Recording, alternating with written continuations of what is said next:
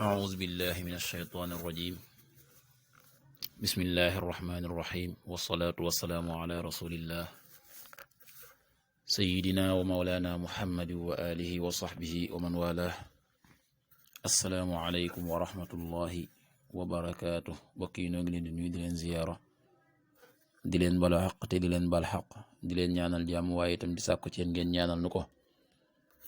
nuy ñaanit borom bi tabaraka wa taala mu defal nu tawfiq bool nit defal ndimbal bokki nu dikkaat ak yéen ci xaddisu bis bi mu di xaddisul yawm niki nu ko baaxoo di ànd ak yéen bis bu jot seen mbokk Cheikh Mbaye Seck di ko ànd ak yéen an Iyaas ibni Abdillah ibni abi Dhubaab radiyallahu anhu qaal qaala rasulullahi sallallahu alayhi wa sallam laa tadribu imaa allah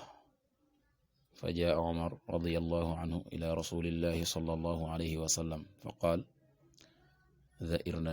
النساء على أزواجهن فرخص في ضربهن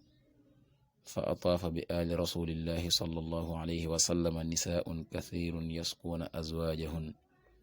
فقال رسول الله صلى الله عليه وسلم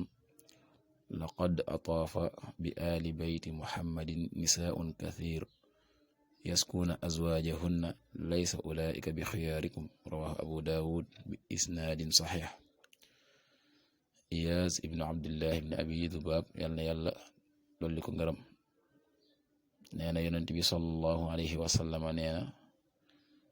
laa tadribu ima allahi bu leen dóor jibéeri yàlla yi soxna ya fajaa Omar nee ta Omar dikk yàlla dolli ko ngërëm dikk ci yonent bi sallallahu alayhi wa sallam fa qaal ne ko da'irna nisaaw jigéen ñi dëjël nañ muy dëgër nañ bopp ala azwaajihinna ci seen jëkkër yi fa raxasa fi darbihinna yonent bi daal di def jàppandal ci ñu dóor leen fa ataafa te wër bi aali rasulillahi sallallahu alayhi wa sallam ci waa kër yonent bi muy soxna yi nisaun kathirun jigéen ñu bari yaskuuna azwaajahunna di jàmbat seen jëkkër ya fa qaala rasulullahi sallallahu alayhi wa sallam te yonent bi wax ne laqad ataafa wër na bi aali bayti muhammad ci waa kër néegu muhammad xam ne ñoo wër néegi soxna yi yonent bi sallallahu alayhi wa sallam nisaun kathirun jigéen ñu bari ñoo koy wër lu waral ñuy wër yaskuuna azwaajahunna di jàmmat seen jëkkër ya ngir dóor yoo xam ne dañ leen koy dóor laysa ulaayika déet ñooñee day bi xiyaarikum di seeni tànneef muy diggan ci yéen yonent bi dafa gannaaw bi nga xamee tere woon na ñuy dóor soxna yi Omar moo dikk wax ko ne ko jigéen ñi kat dañoo dëgër bopp ci seen jëkkër yi nga xam ne déggaluñ seen jëkkër yi leen di mooy seen digal yonent bi daal di def jàppandal ci ñu leen di dóor waaye gannaaw loole mu mel ne kon am na ñoo xam ne jàppandal googee dañ cey dóor yu warul bu loolee amee nag jigéen ñu bari di jàmmat loolee nga xam ne seen jëkkër yi dañ ko def muy dóor yoo xam ne nekkul dóor yu war yonent bi sallallahu alayhi wa sallam yëg loole daal di wax ne jigéen ñu bari day